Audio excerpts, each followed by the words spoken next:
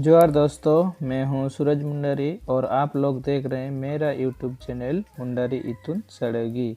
आप लोग जो दृश्य देख रहे हैं यह दुर्लभ दृश्य है। यह ओडिशा का सुंदरगढ़ जिला का बामनमारा गांव में स्थित कुकुरु डाड़ी। कुकुरु डाड़ी कुदरती तौर से मानव द्वारा बनाया गया दुर्लभ जल स्रोत है। यद्यपि इसकी गहराई कम ही होती है, पर सालों भर लबालब पानी भरा रहता है।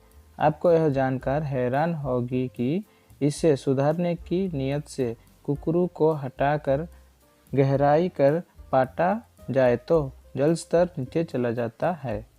कुकुरु डाड़ी का लोक इतिहास। धरातल या भूगर्भ की जल ही जीवन का एक महत्वपूर्ण आधार और जल ही जीवन है। इंसान की मूलभूत जरूरत तो रोटी, कपड़ा और मकान होती है, लेकिन रोटी का सबसे अहम हिस्सा स्वच्छ और निर्मल जल ही होती है। आदिम आदिवासी पुरखों की भी एक गांव बसाने की पहली शर्त पानी की सुविधा और भोजन की उपलब्धि थी।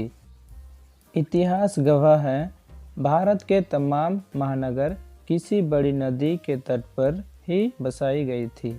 छोटी छोटी गांव भी नदी, झील, झरने या पोखर के पास हुआ करते थे।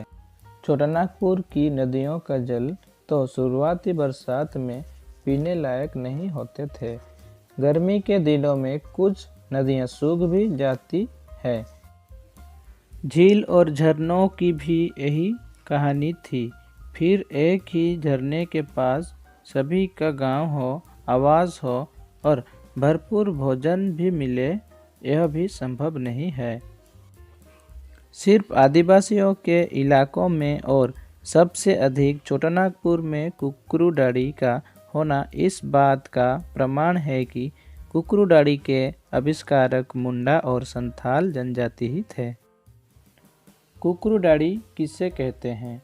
वो छोटी डाड़ी जिसमें पानी को पीने लायक, स्वच्छ और डाड़ी की रचना को बरकरार रखने के लिए खोखले वृक्ष की तना को दलदल खेत में या किनारे धंसा दिए जाते थे या फिर जल स्रोत के पास गाड़ दिए जाते थे। वृक्ष का खोडर को प्रयोग करते थे, इसलिए ऐसी डाड़ी का नाम वृक्ष की खोडर मुंडारी शब्द कुकुरु या कोकरो से कुकुरु हो गया है। छोटा चूहा को ही डाड़ी कहते हैं। कुकुरु डाड़ियों की विशेषताएं।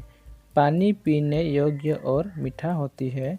गर्मी के दिनों में पानी ठंडा होती है। जाड़ के दिनों में पानी हल्की उष्ण होती है। बरसात के दिनों में पानी शीघ्र से साफ हो जाती है। पत्तों का दोना या अंजलि से पानी निकाले जा सकते हैं। प्राचीन आदिवासी मान्यताएं। रसोई घर, गौशाला और पूजा स्थलों की तरह डाड़ी को भी पवित्र और धार्मिक आस्था से जोड़े गए हैं। जूठे बर्तन धोना, पेशाब फेंकने के बाद धोना और डाड़ी में प्रवेश करके स्नान करना, मछली मारना वर्जित है। नियमित पीने का पानी ले जाना और शादी विवाह के समय गांव वाले इसी डाड़ी की पानी से धार्मिक अनुष्ठान करते हैं। संक्षिप्त लोक इतिहास। श्रीमान गोमके महादेव मुंडा जी से जानकारी हासिल करने का सौभाग्य प्राप्त हुआ। मैं उनका आभार व्यक्त करता हूँ।